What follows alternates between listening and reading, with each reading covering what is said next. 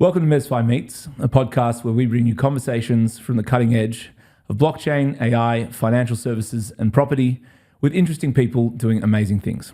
I'm your host, Jerome Dadon, the CEO of MezFi. We're here today with Jarrod Pyne, the newest member of the MezFi team. Jarrod, how are you, mate? Hey, yeah, good. How are you? Yeah, very well, thanks, mate. We're here at Token2049, which has been a really exciting week in crypto. It's been great so far. Like I said, you're the newest member of MezFi. You used to work for the Commonwealth Bank of Australia. Yep. How did you, as an ex-banker now, find crypto? Sort of trading a couple of coins very casually in like 2015, 2016. Thought that it was a little bit scammy and I didn't really see the value add of someone just sort of holding onto a coin when, there's a lot of fiat currency and like things where, you're tapping your phone to pay was unheard of. I guess fast forward a couple of years from that, like started as a lawyer at Norton Rose Fulbright, and I actually had done some regulatory advice on the payment of like employee services, but with the coins. So that was sort of my first foray to see that there is an application for like coins at a basic level, and the technical details behind it were really, really interesting. And so it's sort of then just jumped from there in terms of tokenization aspects and getting into the nitty gritty of some of these technologies. Nice one. So, and what was the first coin that you invested in then? I think it was Monero. Monero? Yeah. I don't even know that one. Oh, super obscure. I don't even know if it still exists. I think all of those investments went to zero. Used to have tickers on and everything. It was ridiculous. Super unfortunate that most investments in crypto do go to zero. I know. Well, unless it's Bitcoin or ETH or something. You know? Yeah. It's nuts you say that though, right? Because I actually forgot I had invested in like Neo. Yeah. So then it turns out that I still had like $20 or 20 Australian dollars worth of Neo sitting in a wallet that has just been sat there. And I was like, oh, all right. Can't extract it. Don't know how to sell it. But, it's there. It's a shame it's not Bitcoin from like 2013 Yeah, exactly. or something. That would have been a nice surprise, hey? You hear those stories all over the place. There are the good ones where people have like, squirreled away, 20 Bitcoins or something. And they're like, oh yeah, I've got it now. And then there's the bad ones where they're like, oh shivers, I remember I had a wallet and now I can't access it. Yeah. And it's worth $1 million. And God, I'd rather not know. Yeah. Cool. Well, we understand a bit about how you got into crypto then. Yeah. But how about MezFi? So, it's a bit of an interesting story about how you came across from CBA. Why don't you tell us how, or tell the listeners, I guess, how you found out about MezFi, how you found out about me, I guess. I was doing like a bit of casual software development, and it was just trying to build a wallet, and I sort of didn't understand too much what the Ethereum virtual machine was. So decided to like look up a couple of YouTube videos, and I've stumbled across one like the Ethereum Builders Network, as well as like a couple of the engineering groups, right? And they had all these different links to resources, etc. below. This group's based out of Brisbane, so I sort of thought, okay, I'll click every link and go through the details there. Sure enough, there's an event at Brisbane, and you were speaking, so it had MezFi, and I was sort of like, oh, Mez, I wonder if that's actually like, mezzanine finance. Clicked it, saw that, and I thought, all right, I'll call this guy up, and found you on LinkedIn, and you had your number on LinkedIn, probably still do, and just gave you a call, and then the rest is history, I guess, or coming forward, new journey. It was good. I remember receiving the call from you and thinking, God, this guy's, he's got... We'll call it. Let's not call it anything. But I thought it was really great that you had the gumption to reach out. And I mean, it's a good lesson for anyone where if you think this is really interesting for me, and I really think this is good, then make the call, reach out, because I received that call from you, and I just thought, wow, this is a really interesting guy. Great skill set for what we're doing. And, the first conversation we had, I remember, we were talking about crypto, we were talking about banking, we were talking about, your experience at Commonwealth Bank. I mean, do you want to talk to that a bit? Because, obviously there's, crypto was developed because of a bit of, disenfranchisation, which isn't a word, but with the traditional banking system. Yeah. I mean, what was your experience like working at a traditional bank? Yeah, there were sort of two aspects I think people will generally agree on, which is like the risk appetite of some banks for things like investing in junior tranches of debt. Very much not the case of like in a bank's appetite. And although it might be that they're creditworthy at the, sort of senior debt level, like it's very rare that the bank will decide to invest in that. And I was really interested in actually what does that look like? How can you transform that risk either on your balance sheet or actually just to get comfortable with the credit risk that you're exposed to and investing in it. So first of all, I saw mezzanine finance for MezFi and thought, yeah, perfect. That's like an area of finance I'm really interested in. Want to see how you sort of structure the fees for that. Then second, I guess, when you're working at a bank, very heavily regulated post GFC. So there's a lot of policy. There's a lot of sometimes bureaucracy, as well as then going to multiple committees to then try and deploy debt. So I sort of was a bit apprehensive about that aspect of it. Like, I really like technical details, like I said earlier. I really like getting into financial modeling, reading credit papers, those sorts of things. So that is a really good aspect of the banking job. But it was then the process side where it's sometimes days and then, eventually weeks delay of actually deploying the debt, because you have to go through so many processes and you often feel like you're spinning your wheels but not actually really going anywhere. So that was probably a point of frustration and sort of led me on the journey to think, is there a faster way to do it? Like, I'm quite inherently, and I'm sure my girlfriend will attest to this, like very impatient, just want to get it done. Like, I want the results and I want them fast. So I think in that aspect, it was quite frustrating to have credit paper ready to go. You had a sound rationale for why you're deploying debt to a credit-worthy company, and then you still can't deploy it because you're waiting for some other counterparty in your own organization that's, backed up with other series of work. So I think that was sometimes a bit annoying. So it sounds like you're more naturally geared towards a boutique sort of firm or environment. Obviously with MezFi, we have our investment committee structure where we due diligence the deals. Obviously, you'll be helping with that as well.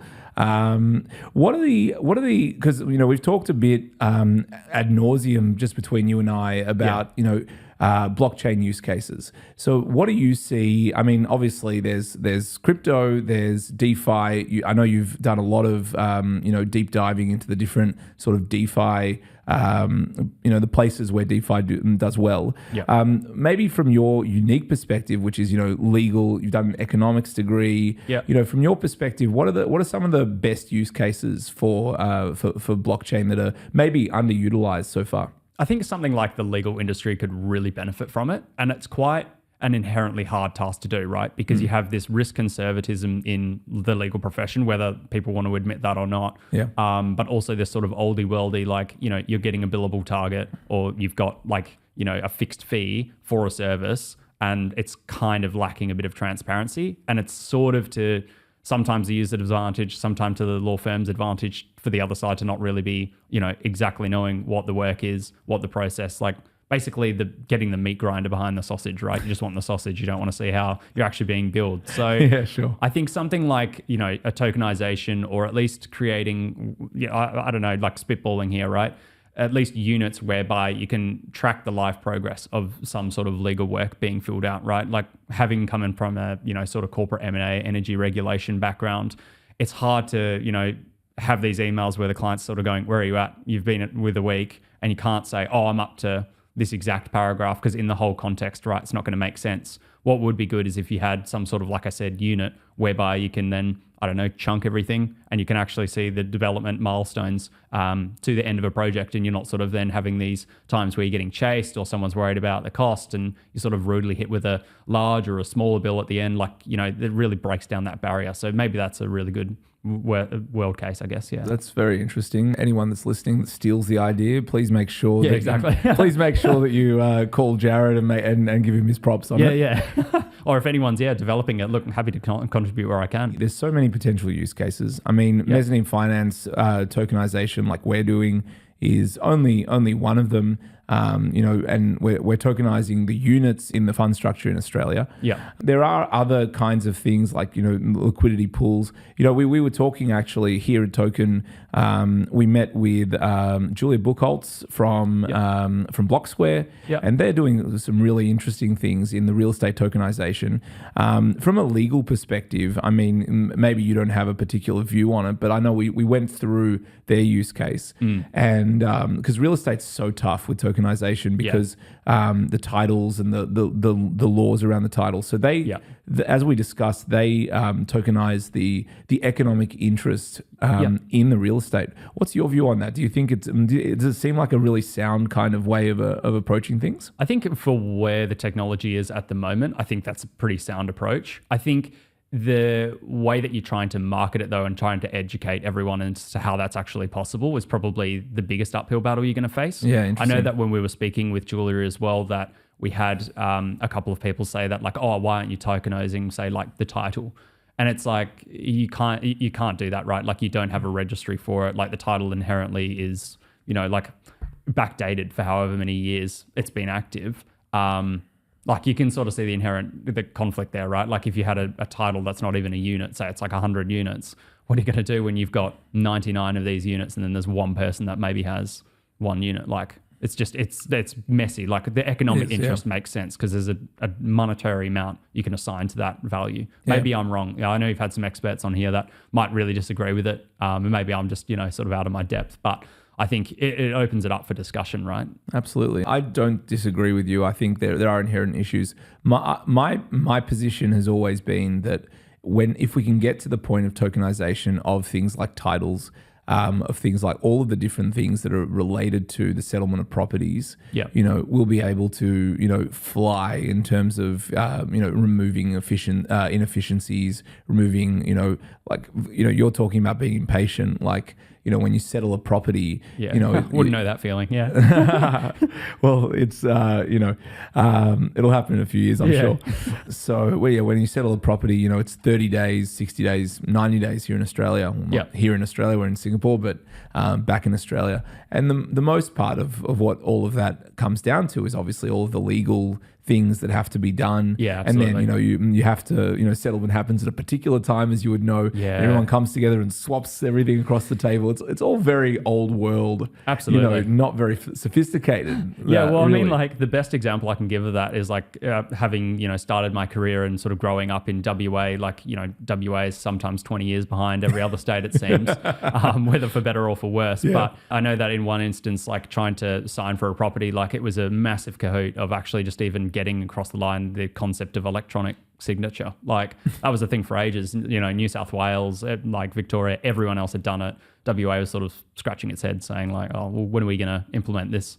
So yeah, it was a bit of a wild time, but a perfect example, right, of where it's sometimes like the technology is just lagging and it's like this archaic, I guess, process to even just settle something as basic as property. It's weird. I mean, in the setup of MezFi, talking about electronic signatures, we had a real uphill battle. We ended up, I'm not going to speak badly about anyone, but we ended up breaking our original license arrangement with, you wouldn't know about this because, you weren't around back then, Vasco Trustees Limited, which they're great. They do good stuff, but unfortunately, we sort of found this impasse, and I was very clear up from the get-go that we needed to be it's an digital company, digital fund, MezFi Fund 1, and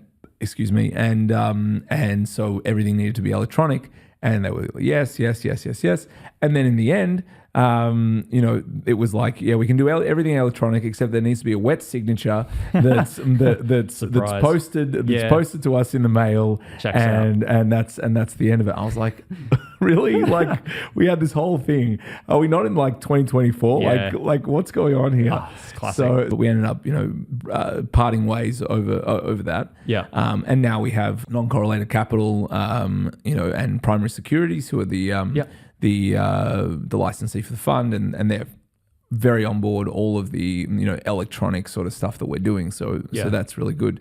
But yeah, the world that we live in today is it's digitized, it's tokenized.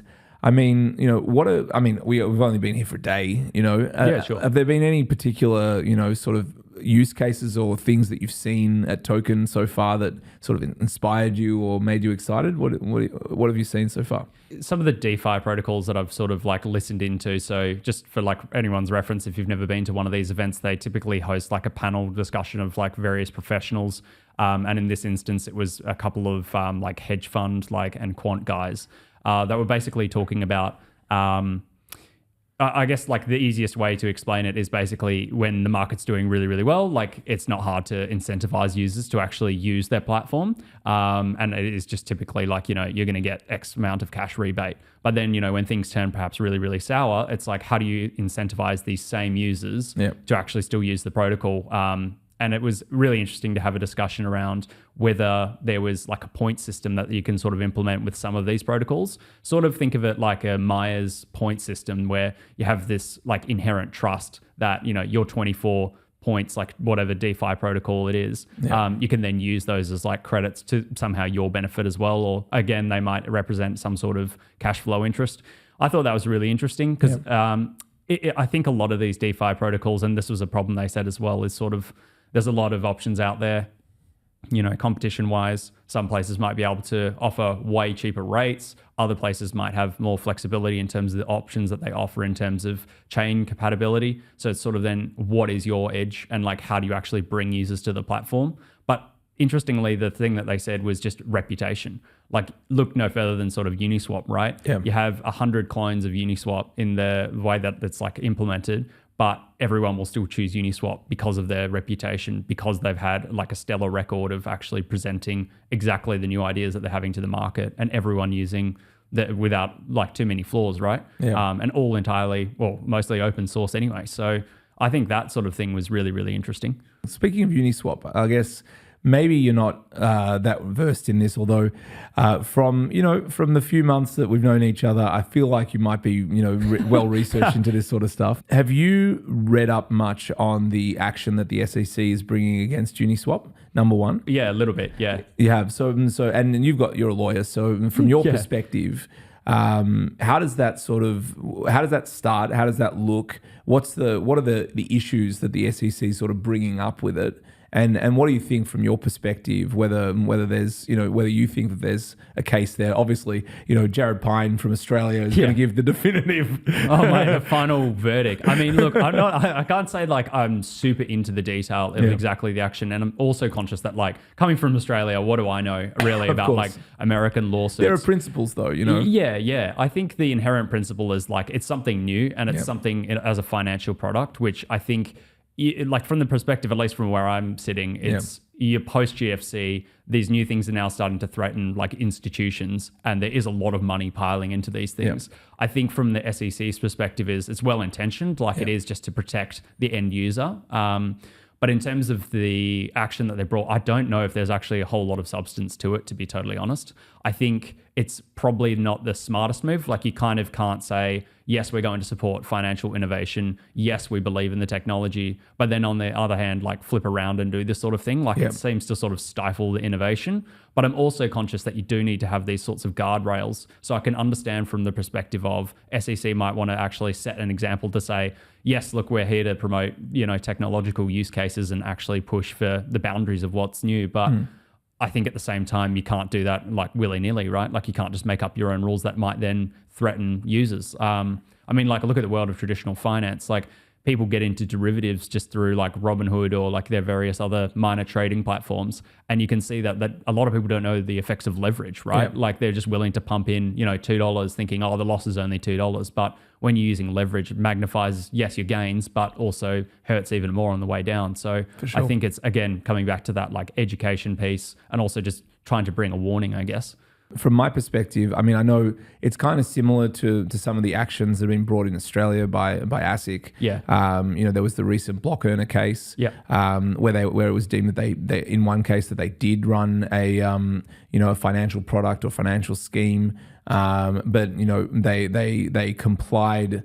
They didn't do it knowingly and willingly because they got a lot of good legal advice, and then but I think the main thing about this was the establishment of control effectively for and I'm no lawyer, so I don't know necessarily. I'm probably not using the right terms here.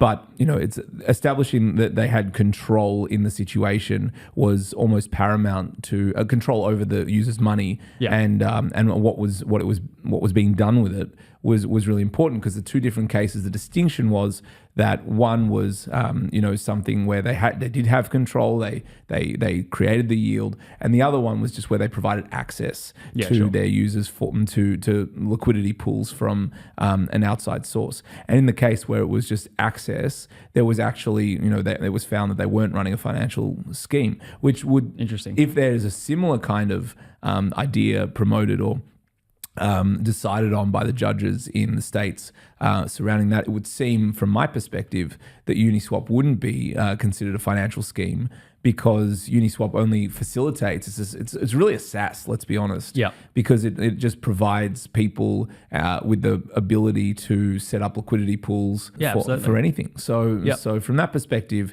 it seems like, and I'm no definitive. I mean, we're just two guys speculating speculating on stuff. And, it doesn't seem like there should be an issue with it, but totally get your point on safety. Yeah. And that's the big thing, because, and from my perspective, the safety, the number one, the safety is that, and I think there's been a couple of Uniswap hacks. I'm not sure. I think there may have been Probably some of their, yeah. And so, there's definitely, there's potential culpability there, I think, of the creators of the platform in such a case. Maybe not, I don't know. I feel like there should be. And then obviously you can say on the one hand that, listing, people listing scam tokens on Uniswap, they shouldn't be liable for it. Yeah. Right. It's this age old thing where people, I just provided the rails, I'm not responsible for what happened there. On. Yeah. But it's not true. People have been found. I think Meta are trying to argue that they're not responsible for what comes on their platform, but the governments and judges are not agreeing with that. It's your platform, right? It's your platform. But yes, a newspaper is an editor, and they have journalists. And they come on and they do all that sort of stuff. But there is an ultimate responsibility on platforms to make sure that the content and the what goes on there is actually not a scam, not harmful, etc. Yeah, and I think one of the interesting points actually that's been brought up a couple of times is usability. It's just whether it's the back end and how that's actually run in terms of whether that's vulnerable to scams. Yeah. But when I say usability, I mean the user experience of some of these protocols, right? They are incredibly complex. They are. They're the technical detail, and they get more and more complex as time goes on and as these things build scale. But I think the thing that we've seen in Token multiple times is everyone saying, if you want people to use your platform, you need to have it crystal clear exactly what is being loaded on there, you're giving the power back to a user to basically be able to make the call for themselves. Do you think this token's a scam? What's the actual liquidity of it? When was it added? Giving them the power to then actually make their own decision. So in that case, it's also then we provided the platform, but we've also then provided the appropriate guardrails. We've given you every instance to do your own due diligence, and you've still pulled the trigger on the sort of you can't really help human error at the end of the day. That's true. I'm reminded of a wallet project called Sonar Platform, and they were one of my podcast guests. Yeah. And their point of difference was, or one of their points of difference anyway, they started out as I think it was a scam watch group for tokens, and then they developed a wallet infrastructure out the back of that. One of the main features of it is a sort of a token mapping procedure, I guess, where they have sort of it scans the smart contract for potential malicious code in there, and provides those kinds of informational tools, which is super important. I'm sure you've had, have you had a scam before? Have you been, sort of scammed before in crypto or not? Look, if I've been scammed, if my investment has gone to zero, if that's, nothing too crazy, actually had a rug pull or anything, not really. But I think though, I do attest to the fact that I do due diligence on every single one of the investments and do use a lot of these tools. Yeah. But building on exactly what you've said though, in terms of giving users these sorts of tools and also have these services that scan it, is it's sort of like when you develop some sort of model to test whether there's been accounting fraud in a business, right? You've got the metrics and they might be right, but once everyone knows what the metrics is, well, don't you think that they're just going to then develop code to circumnavigate exactly those metrics? Yeah. I guess it's the same with these tools, right? You have to be on the edge of knowing exactly what the hacks are, but then also, all right, well, what's the new potential surface area for attack? Yeah. And then I'm sure Hashlock has also spoken to this exact point of just making sure that you've got your tools, you're keeping up to date with market trends, and building those tools to still keep in front of attacks. Yeah, totally. Not everyone is quite as diligent as you, I imagine. At times, yeah. Well, and look, at times I haven't been that diligent about what I've invested in. I've looked at it from an investment perspective and from a fundamentals perspective. Sure. There are times, and maybe that's because I've been doing this for a long time now. Back in the day where there weren't so many tools like this. Yeah. But I've also not invested in a whole lot of like crazy meme coins on Uniswap and all that sort of stuff. So it's sort of that age-old principle, right? Of like, what's the value that you're actually bringing to the real world? I'm going to call it. Like, if there's just a meme coin, that's just a dog. Like, okay, like you are betting on price volatility at the end of the day. And if you've then got leverage, like, okay, well, don't be surprised if you get wiped out within 24 hours. Yeah. That is 100% true, isn't it? So the rest of this week, Token, I mean, today we've just come from the morning of, there's been a few events this morning. You went to that talk that we were talking about with DeFi. What's on for the rest of the week for us and for yourself? What are you excited about for the rest of Token? Yeah, I'm really excited. There's a couple of keynote presentations just on like the DeFi landscape more generally. There's also then a couple of like live demonstrations in terms of like some of those new tools that we were talking about. Yeah. There's also a couple of VC pitches that are sort of going on live. So it's interesting. Like having looked at, say, there's like 10 pitches, I would say probably 8 of them are all finance related or DeFi related. So I'm interested to see what different slant some people have in terms of what offering they're going to bring, because I think like you and I have sort of talked about is like you're sort of sifting through the various ideas that are being hurdled at you by like 100 different users at Token. Like these events are really good for building a network, but at the same time it's actually trying to establish at the end of the day, okay, well, what is your value case? Like, we get that you're scaling really quick, like you can in Web3, sure, but at the end of the day, it's not how fast can you scale. It's like how fast can you scale, but then also maintain that same target demographic and actually continue to bring value. Like once you reach size, okay, is it just for the money, or is there something else that you're actually adding to the overall ecosystem? And what about later in the week? We're going to the Grand Prix on Saturday. We've got tickets so now. For that. Yeah, that's going to be so good. It's actually been a dream to actually do that. So I've only gone to the Melbourne one. So I'm going to live it up in Singapore, I tell you. I've lived in Melbourne my whole life. I've never been to the Melbourne Grand Prix. Oh, really? So here I am in Singapore and going on qualifying Saturday. Yeah, sure. Singapore's super vibrant this week. There's so much happening. Yeah. So I've been, you were saying that you love Singapore. Yeah. I've been here, a couple of times, and it's just, there is so much happening. It's a wonderful event to come to. It's an amazing week. Yeah. We're going to come back for Singapore FinTech Week as well. Yep. After we've, met some people, built a network here for this week. Yeah. How do you feel? Because you're living in Bali at the moment. I am, yeah. You're from Perth. Yeah. You're living in living the dream, I'd say. Yeah, exactly. Living in Sydney when we met, but now you're in Bali. I mean, how do you find, this part of the world in terms of, crypto innovation, in terms of, because you've got, you went to CoinFest. Yeah, that's right. In Bali. So how have you found this, this part of the world in terms of crypto, in terms of tech innovation, all that sort of stuff?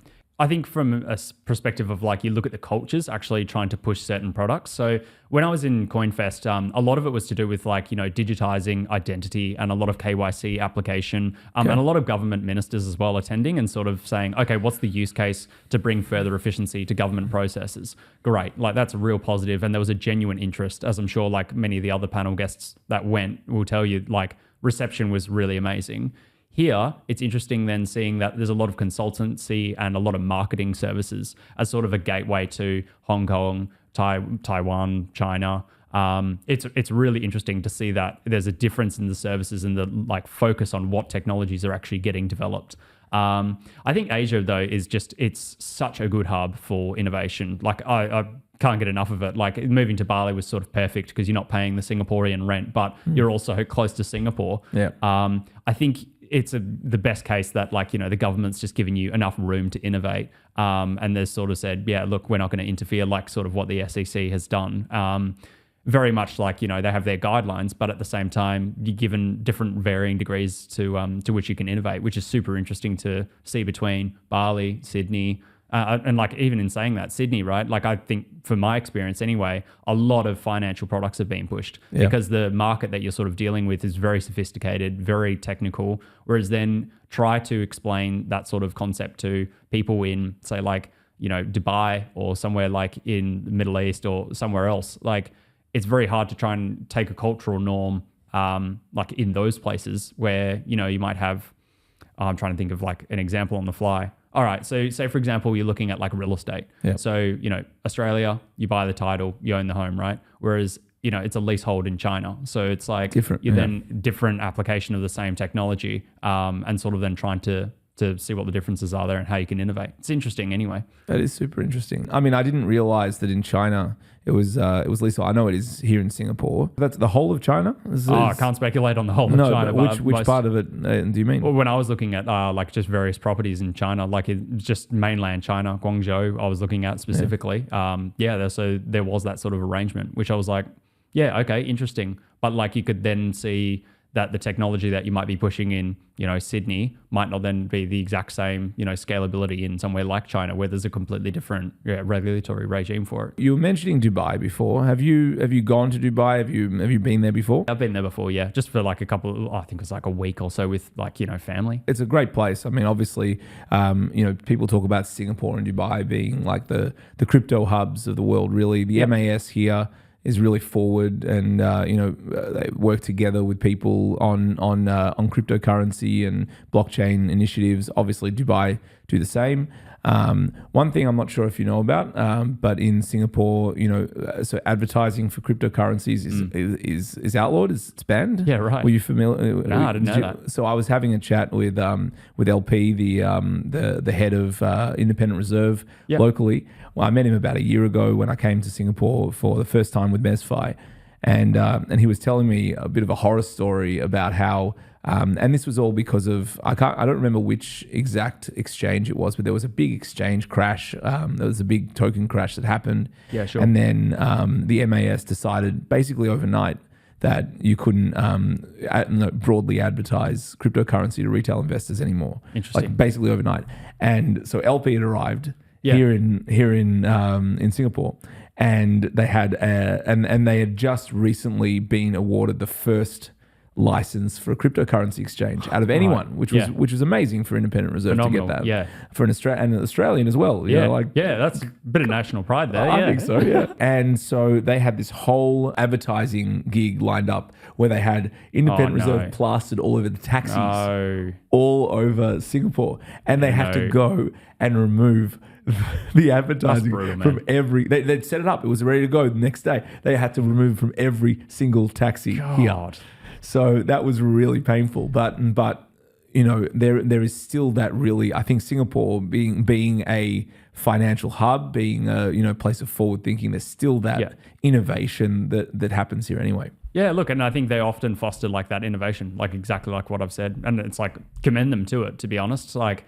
I don't know too many other places that are doing that. And I think Australia sometimes has a couple of lessons to learn from somewhere like Singapore, honestly. And it's not like so much bigger or so much different, or obviously our land mass is so much larger. Sure. And I think, Australia in general, I think we can probably agree that we sit on our laurels when it comes to, minerals and, the wealth that as a country we have as a result of that. Yeah. But, we could do well to, I mean, look, we've punched above our weight, and I know that some people hate that word, that phrase, but we do, in medical research throughout all of history, with everything. But in terms of like actual tech and financial services and innovation in that way, we really could do a lot with following Dubai, following Singapore, but we don't. We follow America, we follow the UK, who they're very conservative places, and they're so huge. Their markets are so huge that they kind of have to be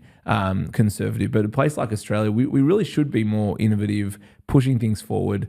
But with a government like we have today, that's not going to happen, let's be honest. Yeah, and I mean, look, as well, you've also got a lot of investors that are taking an interest in places like Dubai and Singapore as well, from what we've seen of a lot of VCs actually getting on the ground, attending, asking intelligent questions, and are willing to, back the right players.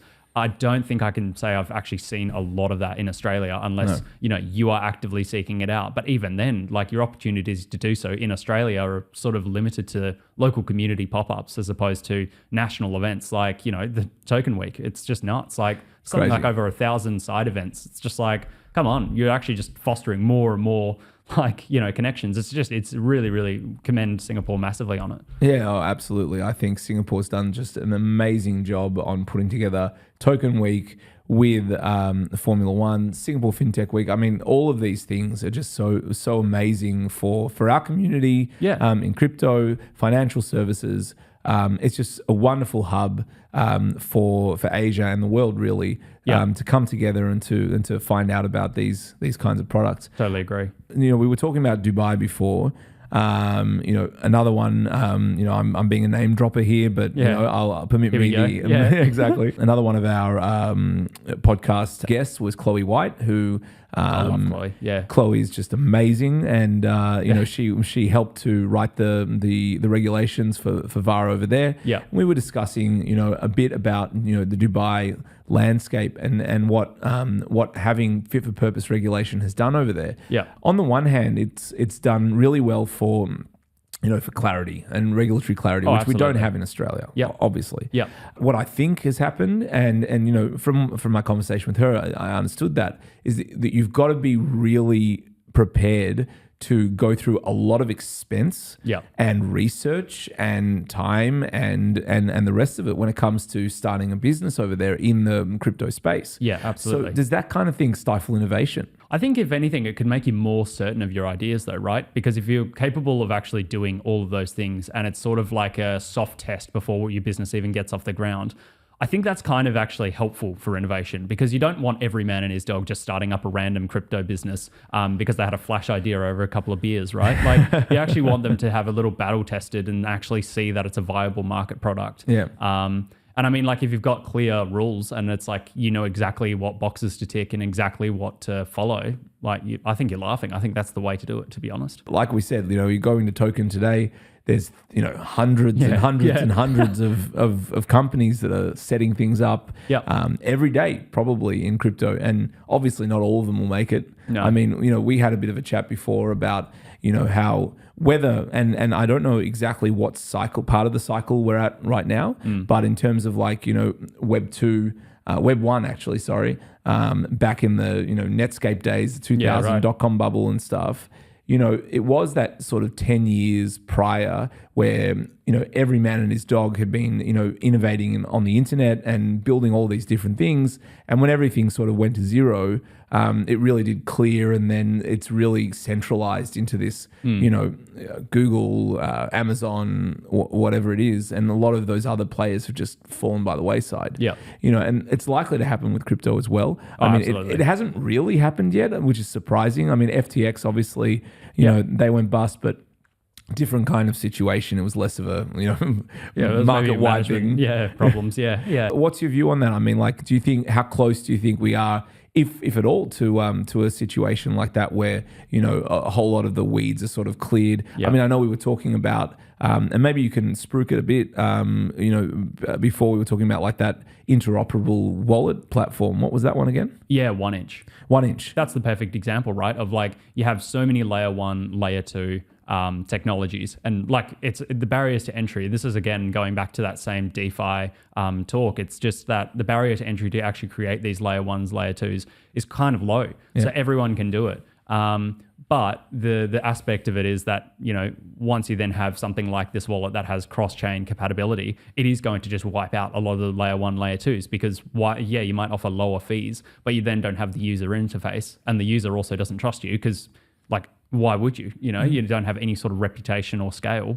I mean, I think it's just a matter of time. I think we're probably on the back end of it, to be honest. Yeah. I think, and I only say from like, I'm just taking a step back and thinking of more of a like, from the perspective of Australia, at least from where we are in our own market cycle. If people are starting to then consider pulling back on discretionary spending, or they're looking at like, you know, I guess like consumer spending being the biggest thing, and everyone's starting to feel these sort of rate rises.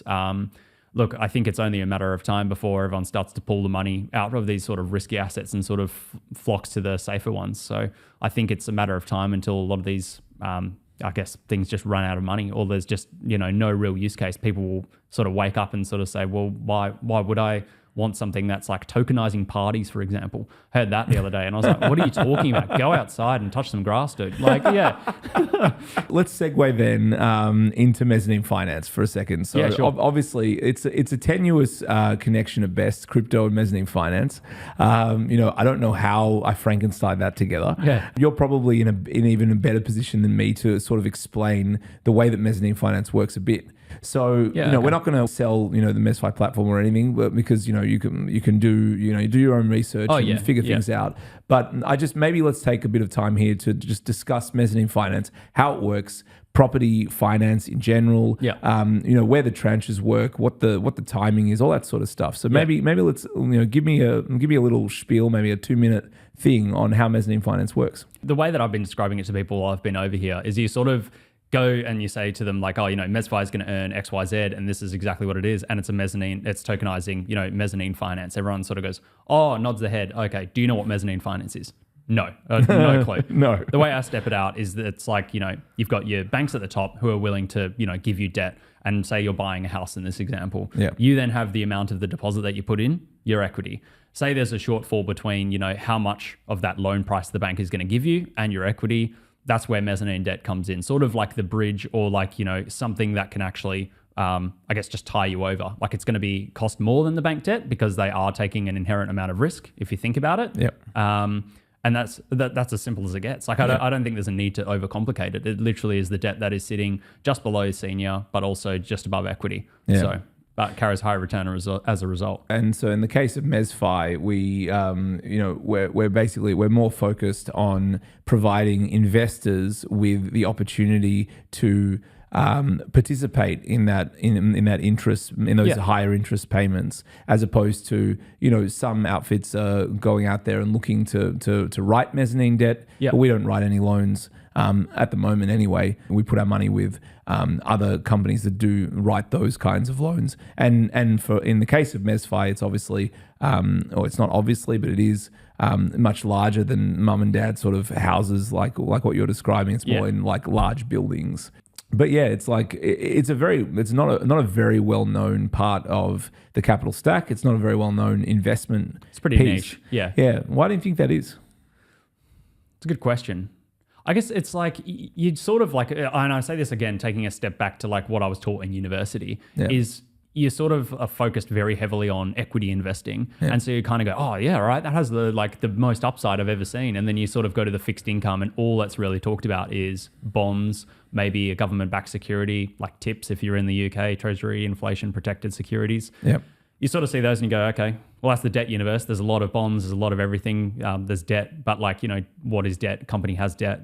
That's it. That's all you sort of learn. I guess the reason is just like, again, goes back to this, like it's not previously been like you had super low interest rates. Like why would you want something that's then going to cost you, double the amount of what you're paying on a senior piece of debt?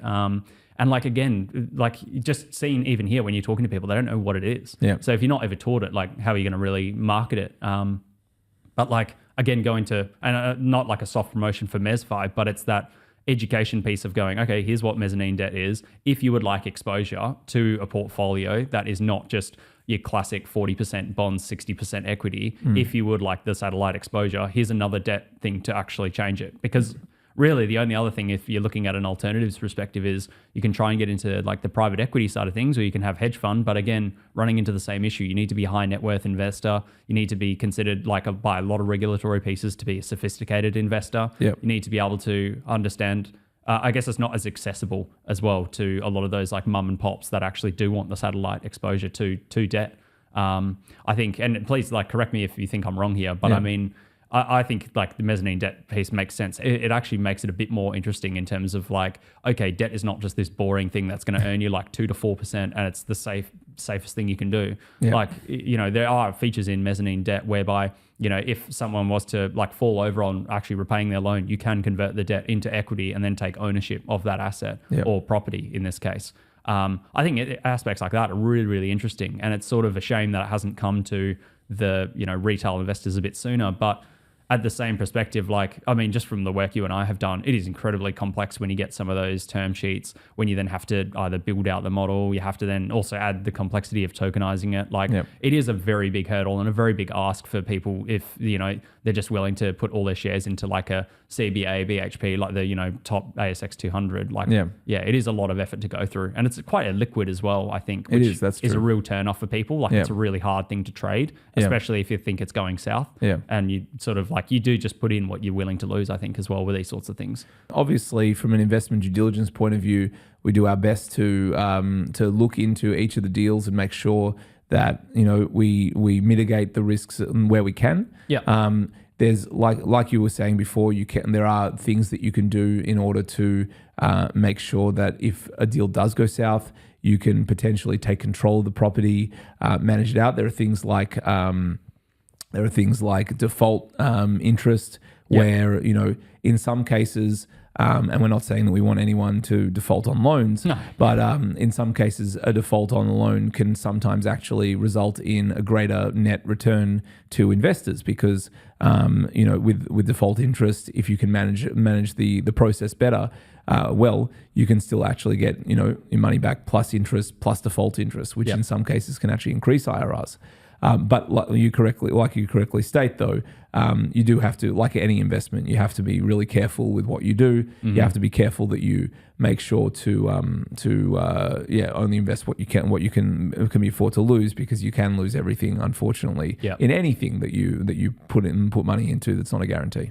Yeah, absolutely. But also, I think it was what you're touching on is also a good point to raise, is like, it is a process to invest in these sorts of things as well. Like, how easy is it to buy crypto, to buy shares? Like, it's literally buy, sell, the end. Like, you've got a platform that does it, but you don't really have that. I mean, I know of one platform like Interactive Brokers, which is to, like, if you wanted protection with like those tip instruments that I was talking about before, or you wanted to buy a bond straight out rather than an ETF. That's the only other way I know how to do it. But again, commission to do that is quite expensive. But that's probably the next step up from trying to buy and sell debt, I think. But I guess if you had then a platform like MezFi, where you're sort of then saying, this is the amount, do this, here you go, now you've got a satellite exposure. Like it shortens the process, like, for what the user sees as well. So it might be a bit more accessible in that sense. Yeah, amazing. Look, it's been a wonderful discussion today. I've really enjoyed going through, you know, your background, crypto, how you came to MezFi, all these kinds of things. Let's finish it today on tips, because I love asking people for their advice from their particular domain experience. And for you, I think, you know, you're a banker, you're a lawyer. Why don't you give us 3 tips for anyone that's listening today, for people who are in, you know, traditional banking worlds, to get their heads around crypto and start to understand where the use case is? Yeah, okay. Oh, that's a good one. I guess, like, you've just got to be hungry in terms of understanding the technology, I think, is the biggest thing, right? Like, you just have to have that real inherent interest to go, I just want to figure out every single aspect of this one thing. So if you start off as basic as, like, I don't know, say you're going back to the Monero example right at the start. Like, you have to look at exactly how the thing works. Like, how does it actually extract value? Like, for people in traditional finance, like, everyone is pretty switched on there, right? Like, you do have the abilities, whether you believe it or not, to look at this technology and understand it. So first tip is just to be hungry and want to learn exactly what the technology is. Second, just don't be afraid to ask stupid questions. It's an incredibly complex thing, and you find that, like, this is how you avoid scams, just asking really basic questions. And often, if they're founders of some sort of protocol, more than willing to talk about something that they've created because it's a passion project of theirs. And, you know, they might explain something that's, you know, inherently simple to them, but you might bring a new perspective to it. So I think, again, to reiterate, like, just ask as many questions as you can. And third, I guess, like, with traditional finance and stuff, it's pretty easy to write it off as a scam.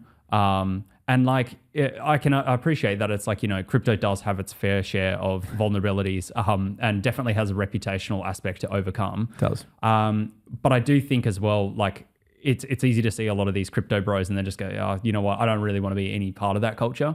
But I think just moving that aside, experience it on your own and actually make your own choice on that. I mean, for me, at least, when I've been looking at various, like, pieces of software, or, you know, you've had an interest in a certain project, literally just reaching out to people and the community. Like, it's so welcoming. Like, everyone wants to learn, everyone wants to build new things. Yep. So I think just, again, like, it sort of goes back to those first two: ask lots of questions and just be hungry for it. Thank you so much. I'm super excited for you to be a part of the team. It's been a great first month so far. Great start to the first week, to this week of Token as well. Yeah, it's been fun. Here's to the future, and let's keep going. Absolutely, yeah. Look, hopefully, you've extracted some value of what I've said. Hopefully, some of the guests aren't, furious in the comments saying like, "No, he's wrong. Get this guy off. Don't fire him."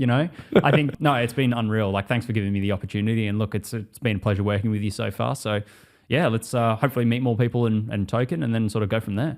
Absolutely. All right, mate. All right. Cheers. Thanks so much. Thanks. Thanks for watching this episode of MezFi Meets. If you'd like to find out more about MezFi, go to www.mezfi.com. Look forward to the next episode.